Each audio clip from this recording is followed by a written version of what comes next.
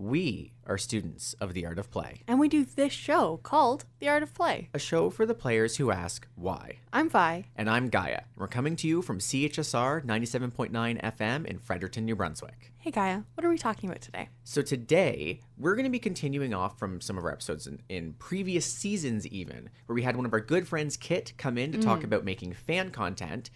What about the middle ground between games and fan content? Yeah. So today we're going into bonus content. Yes. I don't really know what this episode is going to be called when it's released. Admittedly, I don't know how to call this something interesting that doesn't look like something we've already done. But what we really want to get into today is going to be the topics of soundtracks, art books, recipes, box art, unique features, skins. Yeah. All these cool things that developers release for their game, usually as part of some big marketing strategy, but otherwise aren't the game. Yeah. And I think this one's going to come a little bit off the cuff, going to be a little bit of more of a stream of consciousness. But I have with me one of my favorite pieces of bonus content. These are cookbooks about games. I remember you sent me some photos about these, about cookbooks about games. And then you came in today and you're like, actually, here's two more. Actually, so I think I have 4 of these. I'm sorry, you have 4 video game cookbooks? I have 4 cookbooks that are related to things. So I have, now the ones that I have, 2 of them are official and 2 of them are unofficial. So this is again kind of the line between what do you release as part of maybe marketing or to get people engaged in the game in another way, and what do people like so much that they go and make. Right. Okay, so the line between fan content and developer content. Yeah. Yeah, I'm walking on it. Cool. So the first one, the official Dungeons and Dragons cookbooks. Yeah? Okay. In Dungeons and Dragons, don't you just eat like horrible tasting rations 90% of the time? No, because it's based on like Tolkien's work and he's all about food, right? Oh. That's another cookbook that I have that's unofficial. I have the Tolkien cookbook. Yeah, and so there's 2 of them. The first one's called Hero's Feast, and I've made the stew out of it, and it's so good. And they're split into sections that are like, sort of by races in the first one. So they're like, here's the elfin cuisine, here's like dwarven cuisine, here's human cuisine. I can imagine the stark contrast between some of these. Yeah, I mean, like, the elven stuff is very, like, flatbread, salad, like, and then human stuff is sort of what you expect to find in a tavern. And then all the in-between. And honestly, all of it's, like, really good. And it's not stuff you'd make every day. I don't open those cookbooks and be like, what am I going to make for lunch? Usually. What they are is meant to be sort of a very beautiful book, which they are. I'm going to show you some pages in here. Okay, so I'm looking at this book from the other side of the mic. I see what looks to be a human with a Viking, like the fake horn helmet Vikings do, standing over a pile of people, and it says Solamia? That's a great question. This is the second one. Solamia. Sure. Salami. Anyway, but like beautiful photos of food. Okay, so we're seeing like some cast iron pots with what looks to be like kind of like a mixed rice or noodle dish. Yeah. And we've got like This looks to be a shrimp dish with kind of like white and green kind of like green onions and cream. That's not cream cheese, but it has the same consistency in my brain. Yeah. Like cottage cheese. Something like that. I actually don't know what's in here. Anyway, so, but like very kind of homey, but like very dense, rich food. These are meant to be like, hey, let's do something special tonight, right? So anyway, stuff that takes like a little bit of prep to do, but has fun theme names, and the books are beautiful. Right. In the same way that a lot of times people who buy D&D books will look at a book and just go, oh, I really want that. It's pretty. It has good art. That's what these are, but then there's also stuff you can make in them. So Right. Okay. Yeah. So that kind of gets at the heart of why we wanted to come to this episode today. So people might be wondering, we've got no lead up for this topic of bonus episodes. Our last time we've talked about art and creators was like a year and a half ago. Well, it was in season 1. I can actually check exactly which episode that it was. I don't think we need to. The one that Kit was on. Episode 3, which would be last year. Oh my we did goodness. creators. So that was episode 3 of season 2. So this season. Okay. So pretty recent.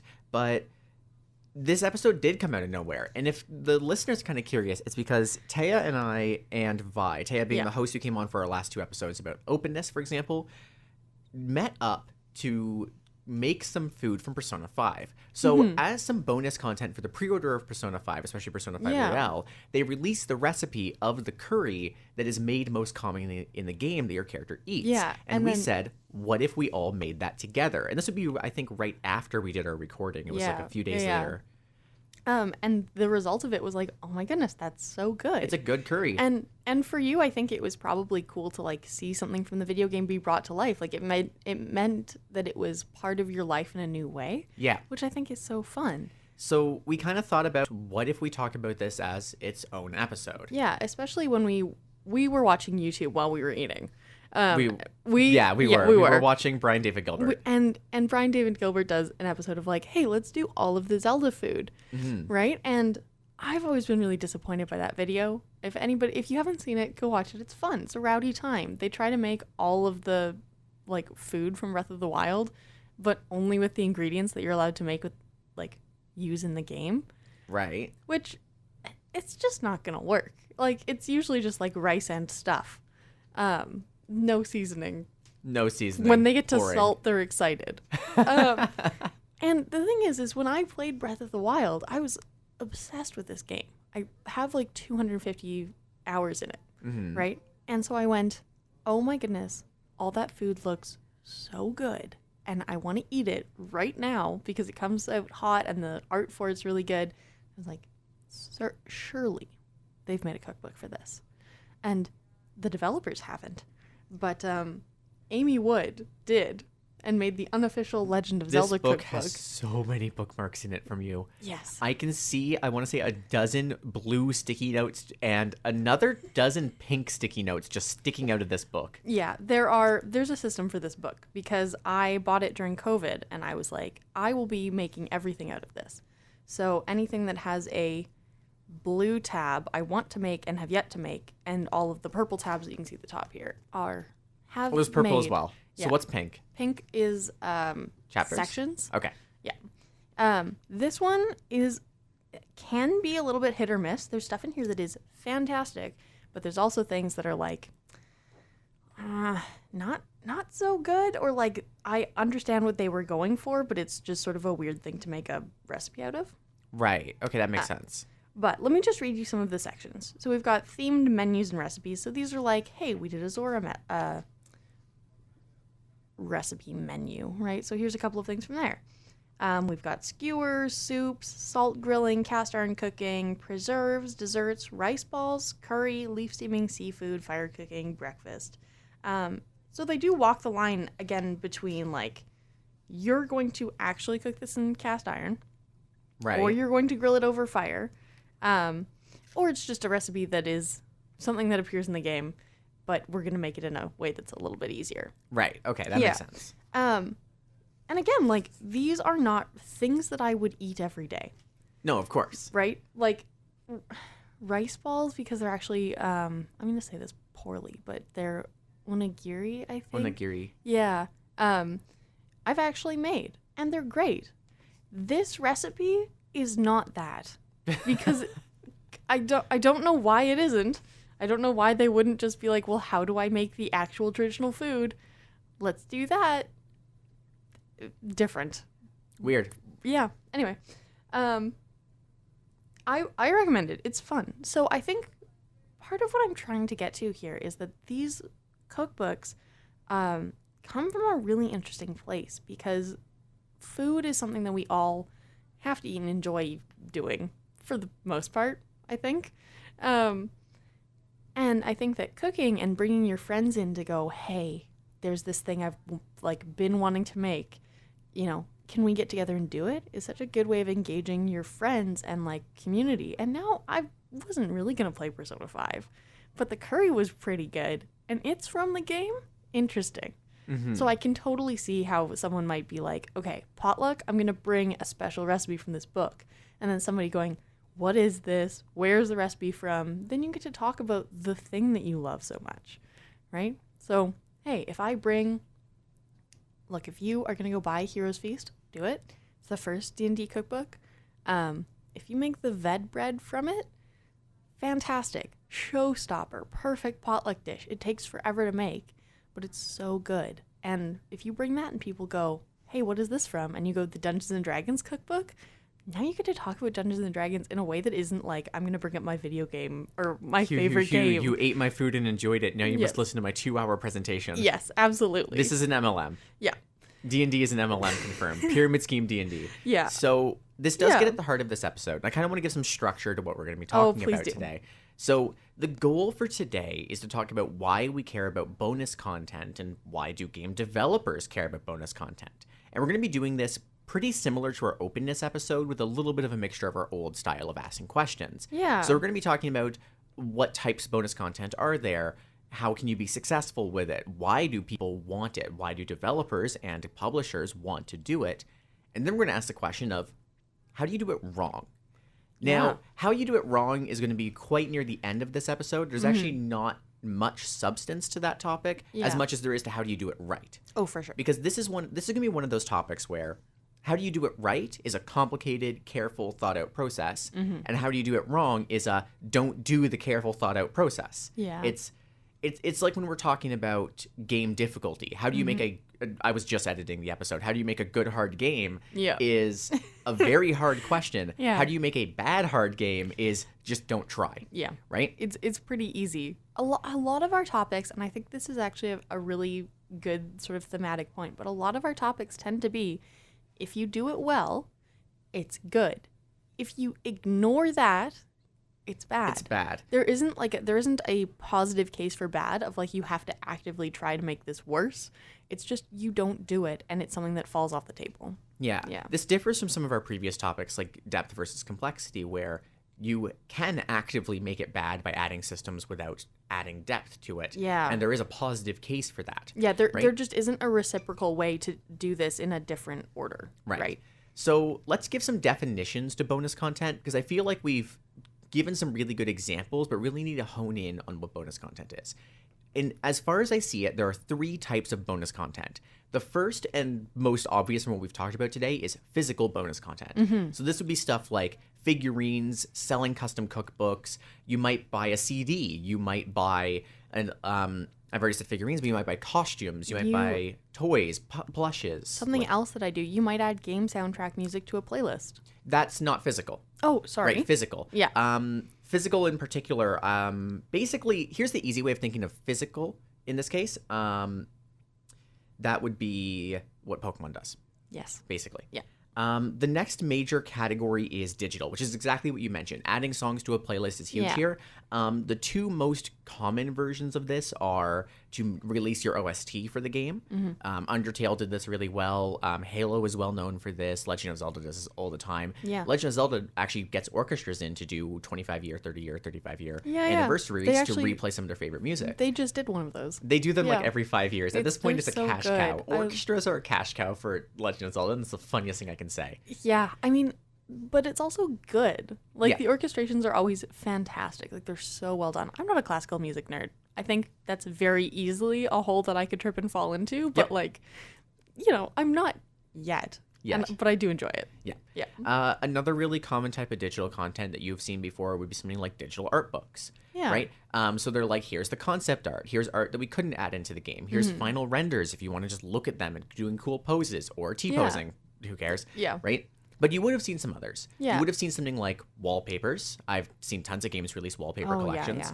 I have seen games release icons and profile photos and badges and banners as well. Yeah, stuff that you can use in other places in your life, but that don't necessarily require you to purchase a physical object. Yeah. Although Steam has been really good for this as well, because in Steam they've released emotes for the various games you can use in your Steam chats. If you use Steam chat, why?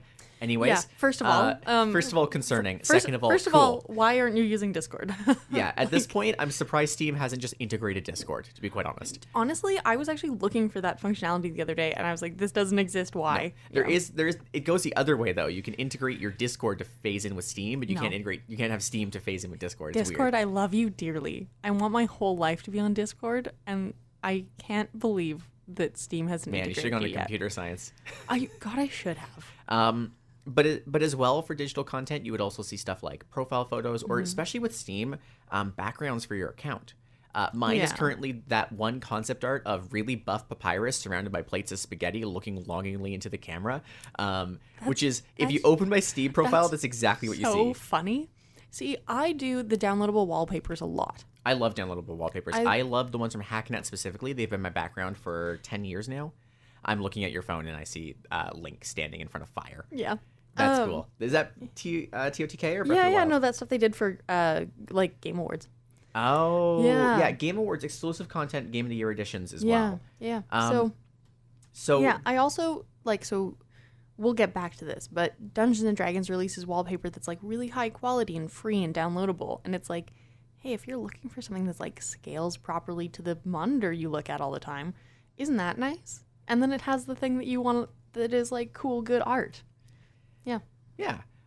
So there is one more major category of bonus content I want to talk about. Sorry, my computer has just crashed while doing this. I can't interact with anything on my computer, and Steam is No. downloading tons of updates because I wanted to open my profile to show you. Oh, so no. that's not happening. I'm going to restart my computer. But Okay. the third type of bonus content I want to talk about is Unique Other. box art, game features. Yeah. Yeah. I called it other, and in this case, this would include stuff like releasing the Persona 5 recipe, right? This wasn't a case of you got a recipe book, and this wasn't a case of you got a digital Yeah. digital thing to show people. It's they gave you a set of instructions, go make some curry, Yeah. right? I consider the other category can also be called conceptual.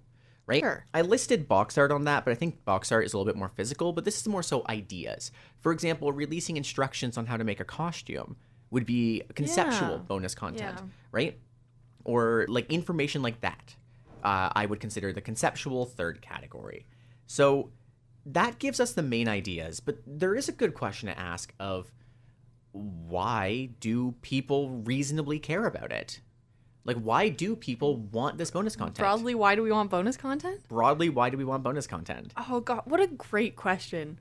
Broadly, personally, I want bonus content because I enjoyed something so deeply that I would love to have something about it that I can carry with me through my day-to-day.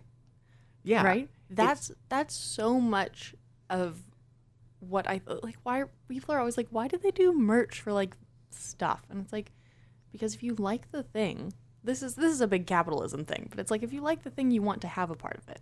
I don't even think that's a big capitalism thing. I think capitalism can play a role here, but just supplying people with things that they want, supply and Yeah. demand, every economy on earth wants to do that, Oh, whether yeah, capitalist yeah. or not. Yeah. And you're completely right. I think back to, so Taya, who we had on the show for last week, her and I share a birthday. Yeah. Right? January 21st. If you want to impersonate me online, you are now one step closer. But when we shared a birthday, I had to get a gift, and I was thinking of things that she was into. And she mentioned stuff like Studio Ghibli films, which if you're not into Studio Ghibli, how? Like, it's Studio Ghibli, come on. If you listen to this show and you're not on Discord, you don't watch Studio Ghibli, and you just Why are you listening why to the are show? you listening to the show? And I went into Hot Topic. But also, hey, do those things. They're Yeah. great, and thank you for listening. But I went into Hot Topic and I found a bag, a circular kind of like purse style bag that was just Calcifer, like the fire Oh, demon so from fun. Howl's Moving Castle. Yeah. And it was not cheap, but it was now one of her favorite gifts that she's received. And I've Yeah. seen her with it all the time. I think she might have brought it when we did the curry. I can't remember if she had it with her on that day. I don't remember seeing it.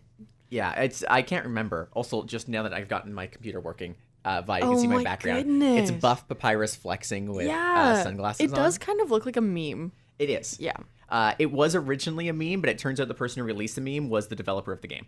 Oh, which is beautiful. really funny because That's everyone was so like, funny. who is releasing this stupid Undertale meme? The developer. It's Toby Fox again. Yeah, the person who made it. The person who Yeah. will tell you to lie and claim that you made the music for the game. So I will also say that one of the reasons that I think bonus content sort of exists is because it as a gift is great, Oh yeah, right? easy. If you're someone who's like trying to buy me a gift and you're like, hey, Gaia, what's Vi into? You can so easily say, hey, these are some of her favorite Legend games. of Zelda, I think Elden Ring. Was Elden Ring played? Ring's not me, really. No, Baldur's Gate 3. There we go. Baldur's Legend Gate of Zelda, 3, yeah. Baldur's Gate 3, Dungeons and Dragons. Yeah. I could so see you getting into like sewing at some point. I don't know why. I already do. Okay, cool. Yeah. I couldn't confirm if you had told me that, but I could see it. Yeah, you have the sewing vibe. The sewing vibe, yeah. Like if you just say franchises that I'm interested in, somebody can very easily go and be like, oh, great. Here's the thing, right? And a cookbook is a great way, again, to do stuff like that. At this point, right? I have not listed any activities you're into, just franchises, but it still gives an idea. Still gives an idea, right? If you went to a place where you buy gifts, a bookstore, if you went to like Hot Topic or, EB Games, which is now GameStop, like the store formerly referred to as EB Games. Yeah. Then you could go in and be like, hey, I have a friend who likes this. What would be a good thing to get them? Right? Yeah. And that's great. And I also want to take this from another perspective. So we get why people like bonus content. They like engaging with the things that they love. Who would have thought you love something and want to engage it? Cool. Wow. It's almost like when authors release bonus short stories and you're like, yay, more content. I didn't even think of bonus short stories, but yes. Yeah. But let's think about this from the developer side. So let's first talk about some of the most basic examples of bonus content, and that's soundtracks and art books. Let's be quite real. The soundtrack already exists. Mm-hmm. You have made it. You have put it into the game. Yeah. You just have to take that, put it into a well-organized playlist for people who want to listen to it, and release it for $10, maybe $20 for CDs, or put it on Spotify. And whoa, more income. More income. And more marketing, stuff. because now you can market it. Yeah. And same with art books. You can think of like... Now, art books are a little bit more complicated because the art already exists, but no one's releasing the first variant of concept art. No one does that. Yeah. But some of the more final versions that just need to be touched up by a couple of the artists when they're having a slow day, you can release that, the book. That's marketing. You can now say, come look at all of our cool art, all the things that we made that you don't get to see in this way. Now, I have to say that a lot of that, like a lot of fan content that was created because of stuff developers released, is the reason I got into a lot of stuff. I started watching Critical Role because I saw stuff on Tumblr about people posting about it, and then I saw art about it, and I was like, what is this? I was like, I have to go I have to go through these tags and figure out what this actually is so that I can, like, be part of it. Yeah. But some of the big reason is that this stuff just already exists, and it's pretty easy to release stuff that already exists. But there's a few other reasons why developers would like it. When you release bonus content for people who pre-order your game or pay a little bit of extra money, well, first of all, they're paying you more money to get more things that they want. Of course you're going to do that. But also, there's a cyclical relationship here, right? Let's say you don't play the Pokemon games, and you go to the store and you see this cute little Pikachu stuffed toy, and you're like a 6-year-old, let's say, right? It doesn't matter if you play Pokemon or watch Pokemon. That thing's cute, and it's huggable. Why not buy it? You're going to ask your parents. Hey, you know how I got into Pokemon? People were trading cards at school, and I went, that one's cute as hell. Give me. Yes. Yeah. That's exactly it. Yeah. That's exactly it. Yeah. And it just so happened that my favorite Pokemon were always the cute, like, first evolution. Like, not even the first evolution, like the base. Oh, wow. Didn't know you were such a girly. Wow. Crazy. Do you know one of the biggest heartbreaks of my life? This is going to be just slightly off topic. I had all of these cards that my friends had given me. I don't think I'd ever bought Pokemon cards. Or if I had, they immediately were given away to be traded for the ones that I wanted. Right. Okay? This had nothing to do with power. We never played the game. I just wanted the images. Yeah. PNGs. I had them all together in a hair tie in the pocket of my winter coat. And my winter coat was not like a waterproof coat. It was like fuzzy and warm. Okay? My mom washed my coat without going through the pockets. And all of the cards merged together into one mega card Pokemon brick. And I've never gotten past this. I've never experienced heartbreak like that. I was like, I trusted you, and you went to clean my jacket and my cards. Anyway, crazy. Let's dig into that for a little bit. But anyway, and then I started playing Pokemon later when I got a DS because I was like, oh, I enjoyed having the cards. Yeah. And now I can have a little guy in a ball. A little man. I can have a little guy. Yeah. I think with Pokemon, I did start with the games, but I think with Yu-Gi-Oh! It was the other way around. I started with the Yu-Gi-Oh! Cards before I got into the show. Hey, do you remember Bakugan? Don't get me started. Okay. Yes. That's all I had to say. But you can think about this as developers. This is a marketing campaign. This is taking your brand and tapping into more markets and more people who would be interested in your product, right? Yeah. Regardless of what form it takes, more content for an IP that is successful usually means more success, or at the bare minimum, the same level of success. Oh, yeah. It's just a way of extending something you already have, which is great. And there's a really good question here of how do you do this correctly? Now, I think of some pretty big name examples when I think of how a few games do this correctly. So if you humor me for a second, the first thing I always think about when I think of bonus content for games is their soundtrack. Now, Yes. Okay. I don't know how to explain how badly I want Nintendo to release a copy of Driftvale City onto Spotify so I can just do the toothless dance. Yeah. Just that one little dragon dance, right? I'm so paying attention. You I'm listening. Yeah. Tell me more. Tell me more about how you want to do the little dance. I am not, no. But like also songs like Megalovania, which a lot of people were using for AMVs for Once Upon a Time, right? Yeah. Or Bone Trousel being a fun song from Undertale. Yeah. You could also think of the opening Zelda theme and people who want to do covers of it. Yeah. Soundtracks are the first thing that comes to mind. And it's so easy to do a soundtrack well. You have good music that you put a lot of time and effort into already. Let people listen to it. Yeah. Without fighting the boss and hearing the other sounds from the game. Because games are loud. Let me study to the Zelda music without opening my Switch. Lo-fi hip-hop Zelda beats to study to. I don't want to talk about this. Do have two playlists that are called... I have Zelda's Study, which is Breath of the Wild music, and also some other stuff, which is great because you find her study in the castle spoilers? I don't know. Anyway, you find it. So I was like, that's such a cool concept. What if you were studying in a tower with Zelda? Here's that playlist. You have a playlist for that. All right. This is a little bit spoilers for Tears of the Kingdom. So, like, if you don't want to listen to me, skip 2 minutes ahead. Like 15 seconds. 15 seconds. I don't know how. So, in Tears of the Kingdom, you go into the house that you helped Link build. Okay? And it's now Zelda's house, which is so cute. And has the photos of the champion that I think you get from the DLC in Breath of the Wild. So good. Made me cry. And then in her diary, she's like, I asked them to build a secret room on the house. And immediately I was like, where? And if you go down the well in the backyard, you go into Zelda's study, which is this cute little well. And it's like nobody bothers her down there because nobody knows that it's there. And she can actually do work. And it's so, so good. Anyway, so now I have playlist 2. Zelda's study, the well. The well. But there's other many good examples of this as well. I think back to, I hate to keep bringing up my favorite game, but Undertale, when they released their digital art book, that papyrus image is in that book. Here's the thing. I don't think it is a bad thing to talk about the things that we like when we're talking about bonus content, because I just tried to bring up multiple examples. No, I just know that there are things that we've engaged in the bonus content for because we liked the game so much. For you, it's Undertale. For me, it's Breath of the Wild. Yep. Like, there are things that we loved so deeply that we needed everything. Oh, yeah. Yeah. But there's other really good examples as well that I'd love to bring up. I remember that for Halo, they released a book series based on the Halo universe, kind of explaining what's going on. Yeah. And they're good. The books are good. Some of from them what are. I know. Yeah. Overall. Yeah. Right? I know The Witcher did the same thing, and I know The Witcher books are overall very well received. Other way around. I know, but still, for people who are coming from the game, that's bonus content. If you're coming from the game. The game is based on the books. Yes. But if you're coming from the game, that is, and now with the show out, they have re-released the books with unique cover art relating to the show and relating to the game. At that point, they're turning an existing thing into also bonus content. Yeah. Right? And I think that's important to acknowledge that is a valid pathway. Yeah, I think doing book art for a game is different. Like when you adapt a book into a movie and then you do the movie art on book covers. Yep.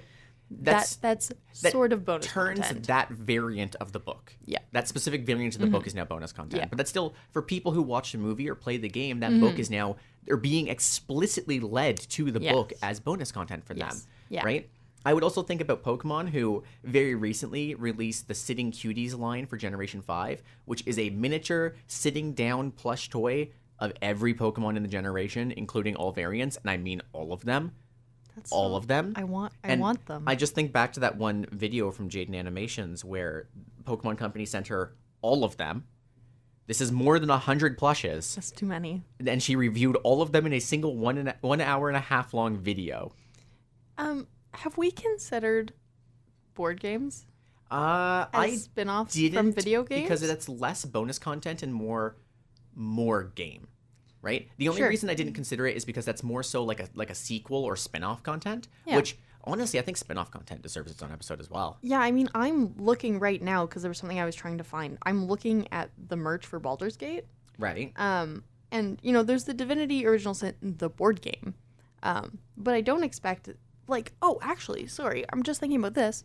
Bonus content also used as a way to bridge gaps. Yep. So, you know, we needed a prequel for Baldur's Gate, right? But it's like, we're not going to make a whole other game to tell you what's going to happen in this next game to, like, set the stage for it.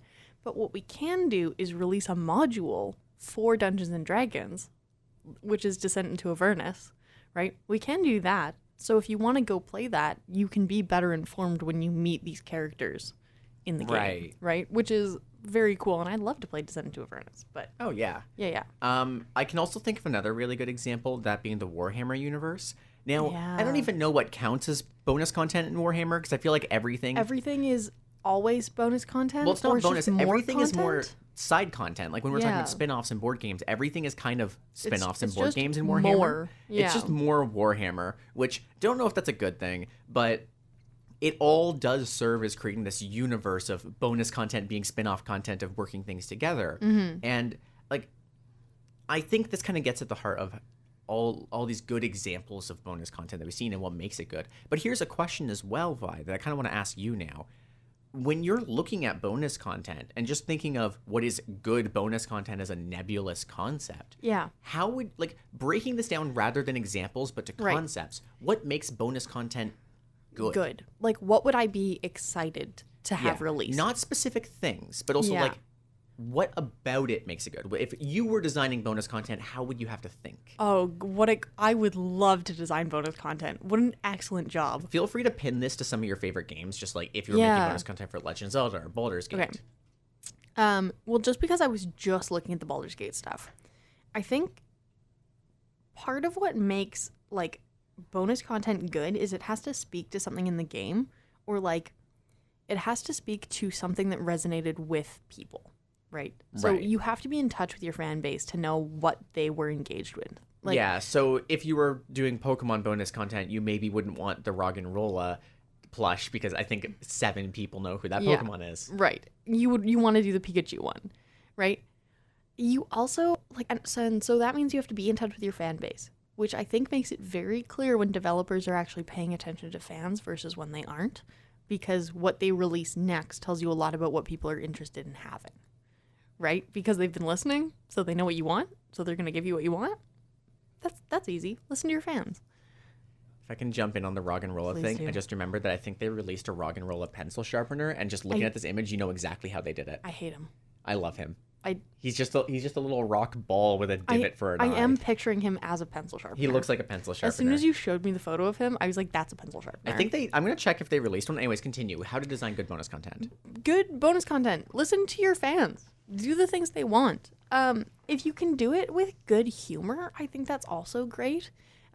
Adding little Easter eggs is also fun, right? If you're releasing something that is like a spin-off graphic novel, or if you're doing like a cookbook, or, you know, something that has a little bit more flavor to it and is less like an object, or something that is explicitly just more content from the game, like a soundtrack, have little Easter eggs, have little things to know about the world, right? Like, the Dungeons and Dragons cookbooks are great for that. They tell you more about the places that you like, and they build on it, right? They build on those themes.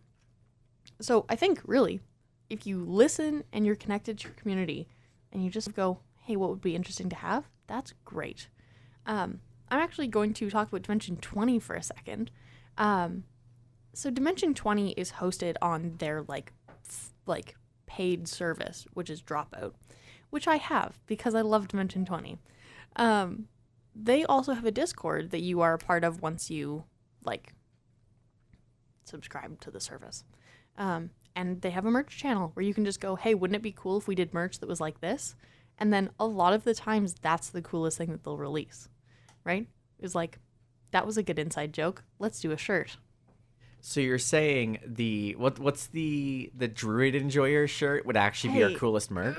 Perhaps. I think Druid Enjoyer is actually so funny. It would I be think good. about it a lot. Yeah. But yeah, I think you're getting at the heart of what makes good bonus content is ask your fans what they like and make it. I Yeah. did just check, by the way, the Rock and Roller pencil sharpener was a fan creation, but it is real and you can buy it. You can buy it if you want it. Okay, Which cool. I still think is my favorite little thing that someone has made, because I know that was a joke from Jaden Animations. Yeah. But yeah, like you're really getting at the heart of it. When people look at Legend of Zelda, what do they see? They see cool sword. They see Love cool great sword. music. Yep. They see big lore. So what has Nintendo released? They've released model swords. Yep. They've released lore books. They've released OSTs and Yep. orchestral OSTs and Yep. the next orchestral OST and the Yep. next. It Yeah, keeps going. They keep doing it, and they also have done like plush and things too. Yeah, I don't and think then the they plushes do, are as popular. They're not as popular, but they also do stuff like release limited edition controllers. Yes. Right? That's People like the huge. artwork and the Yeah. symbolism and the color schemes. yeah. So what do? They release Or- art. yeah. They release things with the art on it. So Hey, the art can be part of your life. I have deeply considered. I was looking for a new controller. I deeply considered the Zelda ones. You know, Are you telling me that you don't want to get the Dragon Quest Slime controller? Excuse me? Have I not talked to you about this? No. This will come up later. Okay. Once I show it to you, you will remember this discussion. Okay.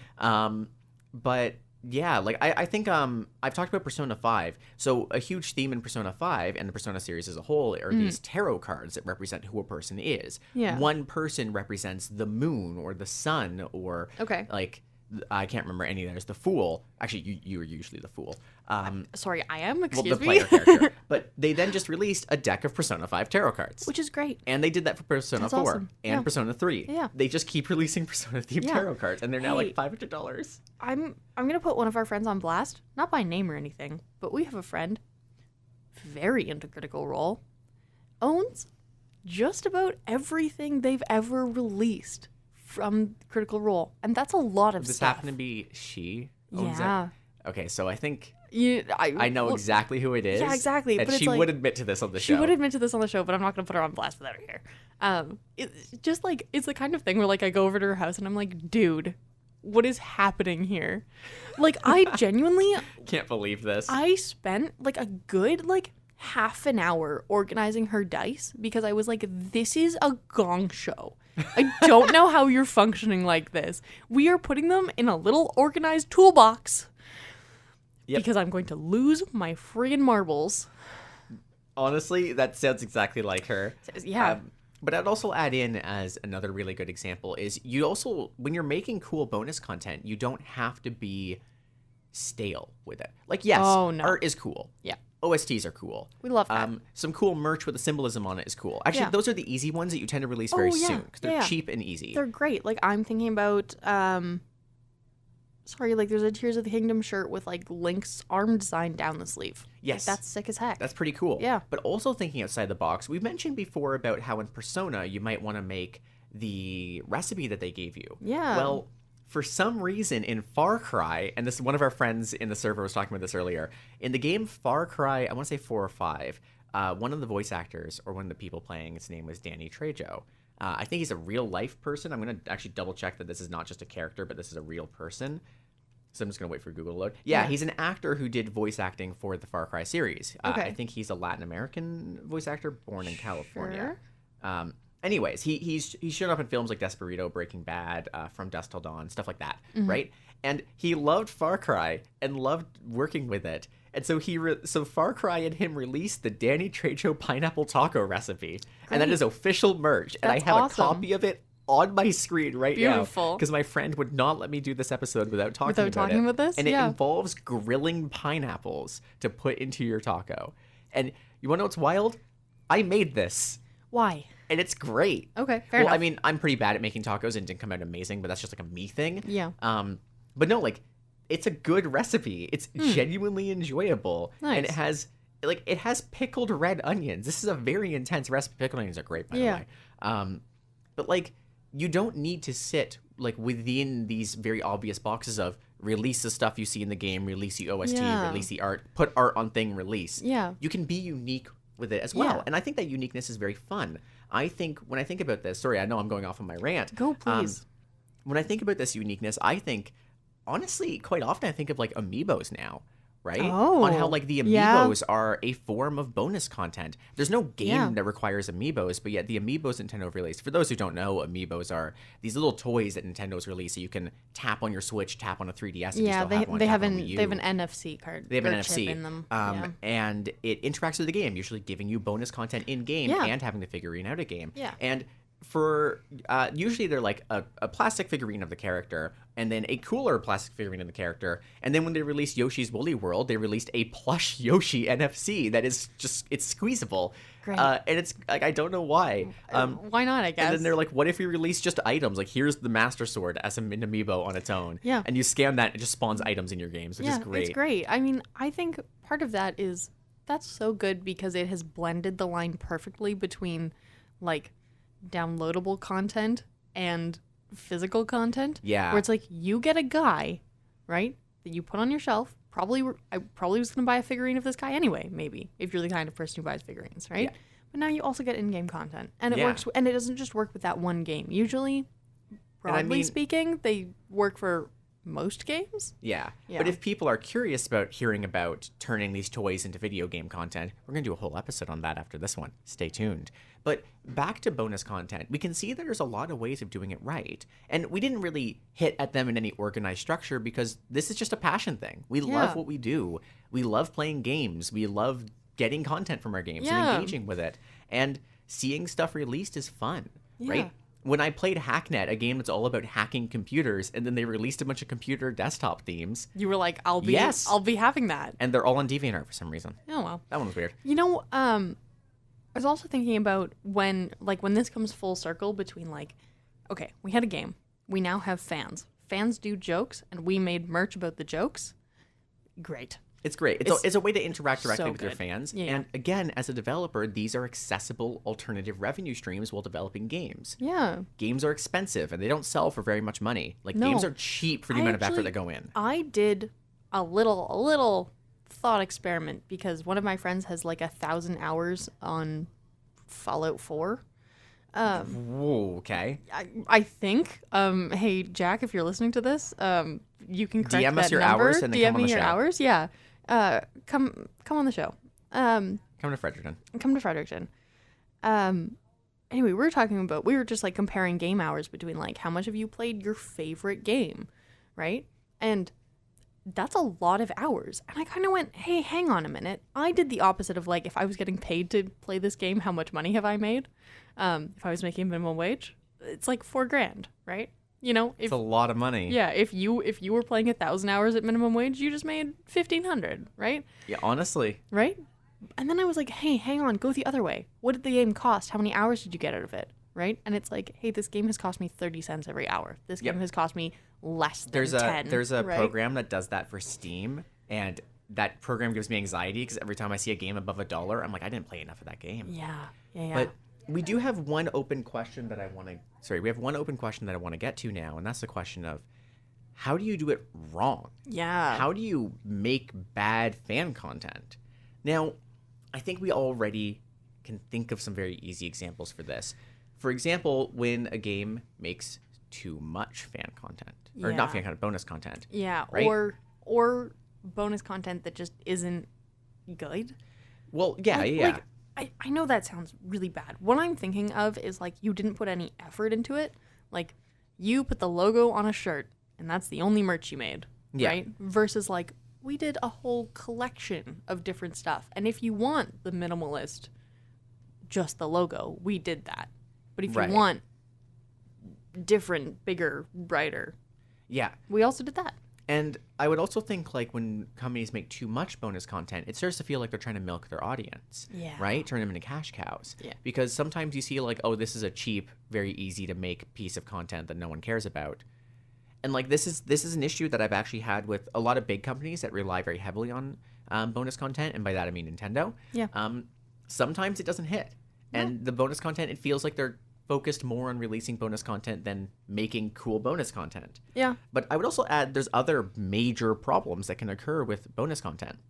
Now, there's not too many ways to do it wrong. As long as you're still making the game or making the primary content, it's okay if the bonus Yeah. content's kind of lame. I will say this, if you're making a game make the game good first. Yeah. Okay?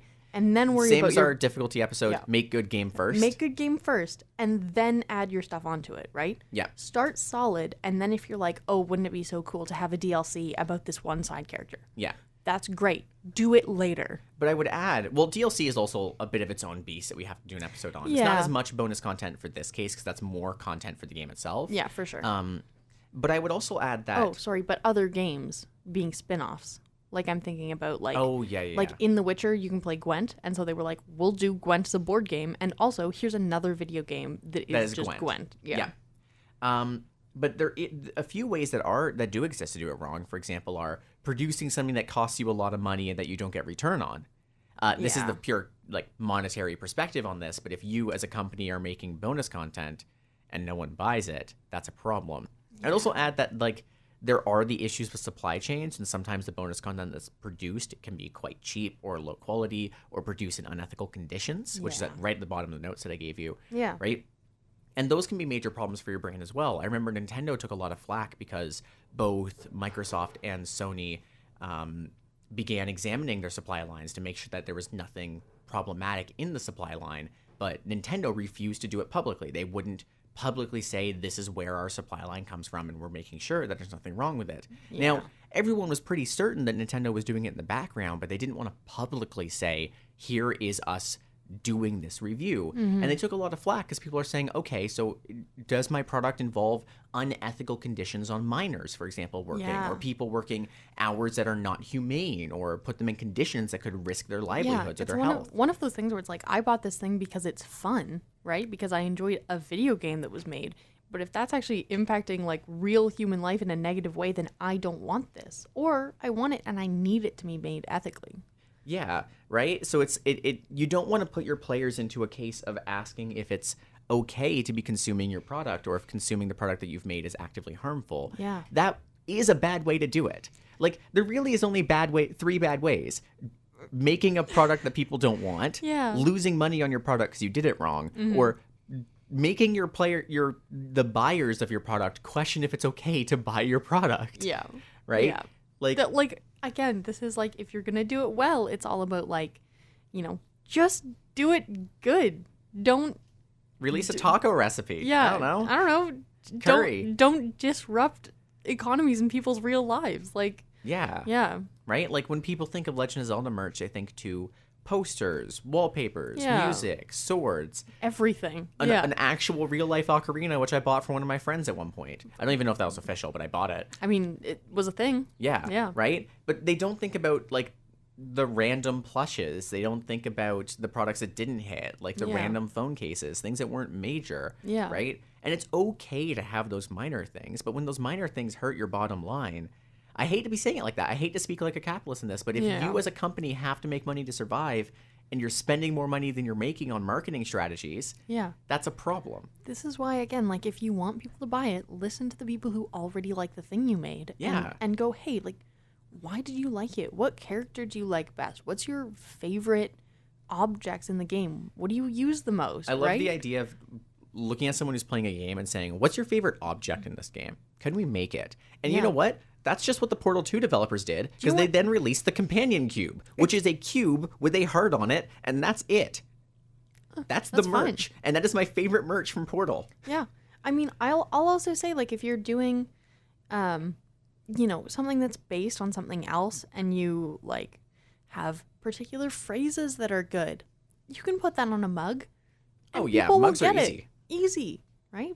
You can do one of those, like, thermal mugs so that, like, it has a design, and then when it warms up, it kind of fades to something else. Those. Right? Man. Thermal mugs are actually a really low-cost way now of doing really cool thematic merch. Yeah. Right? It basically, this episode was much less the bonus content episode and much more the merch episode. Yeah. Right? Yeah. Doing game merch correctly. I mean, it is just like a bonus content is also merch. Yeah. But if I could add, I think we did mention this of making good games first, but I really want to stress how important it is to make a good game first. Yeah. Right? A big problem that comes quite often is that a lot of merch that is made for games that might not have sold it big yet are released as pre-order bonuses. And a fundamental problem with that is you're relying on people to pay money for a game before they know anything about the game to gain access to your merch. So then if you made a low quality game and people don't want the merch because the game is bad or the merch itself is bad, people are going to feel offended that they paid money early to access something bad solely because you as the company wanted them to pay early so that they could gain access to the merch.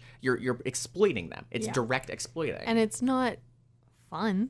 And you can do it once, you can do it twice, and on the third time, no one buys your game. Yeah. Right? This was a huge problem with, like, the Call of Duty series early on, for example. Oh, yeah. Like, look, again, just make good game first.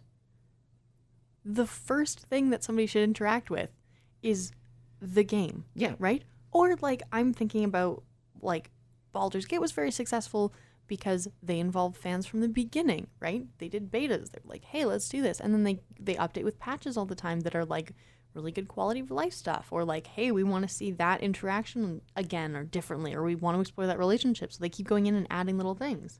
Yeah. Right? They're at a really good place to do good merch. They sort of haven't done stuff that I love yet, but at least they're doing, they've got it. It's there. Yeah. Right? They're still focused on good game, right?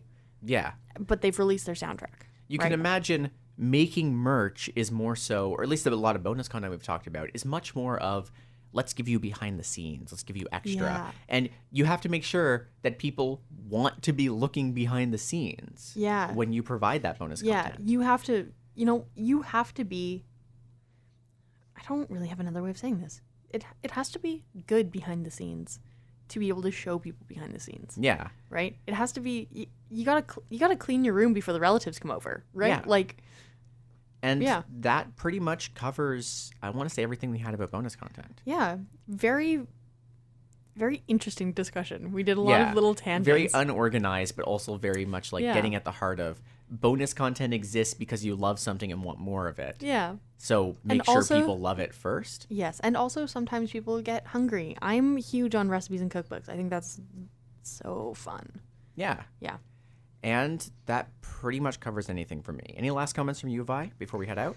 I made the Persona 5 chili again. Curry. I did. It's great. I bought ingredients to make it again as well. Well, I just did it with what I had, and so it's not the same, but it was still very good. Yeah. Well, I think that covers everything for me, so I want to thank you all for listening to today's episode and for joining us for talking about bonus content and games. The next episode that we record is going to be all about... What is it, Vi? I was just doing gestures. I'm just making. It's going to be all about the toys into life genre. So Skylanders, Disney Infinity, Lego Unleashed, all these games. So thank you all so much for listening, and we'll see you next time. Bye. And that's it for today's episode. But what if you wanted to listen to more? Well, our new episodes come out every Thursday at 9 p.m. Atlantic, and there are 3 different ways that you can listen. If you're in the Fredericton area of New Brunswick, Canada, you can listen live on CHSR 97.9 FM through any of your radio services. If you're not in this region or you prefer using the internet, you can tune in on chsrfm.ca at the same time, 9 p.m. Atlantic. As well, we release all of our episodes on a number of podcasting platforms online, including Spotify, Apple Podcasts, and more. So if you wanted to, you could go back right now and listen to Season 1, where Vi and I do a deep dive into the fundamental concepts of game design, rather than the hardware they'll be taking up this season. Anyways, thank you for listening, and have a good one.